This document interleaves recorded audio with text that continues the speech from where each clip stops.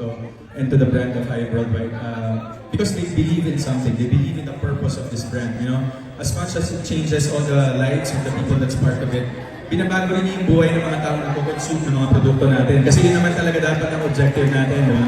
Hindi lang tayo nagbebenta ng produkto para kumita ng pera. We should always be an ambassador to change lives of the people for the better. That's why I choose I Am Worldwide every day. Yes! Palakpakan naman natin yan. Very well said. Of course, given ang product namin is very effective, ano naman yung mga masasabi mo barley upon using it for a couple of years?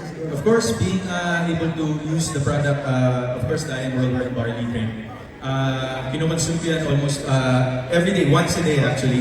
And nakikita ko yung pagbabago sa health ko, yung nabibigay niya sa akin energy when I have to work. Of course, very demanding yung show business, and at the same time, yung effect niya sa mental health and the way I sleep, the way I interact with people becomes better, walang brain fog, walang bihirang-bihira akong magkasakit lately because of the barley. So I'm very happy and sobrang worth it ng produktong yun when I use it. Thank you so much. Thank you so much.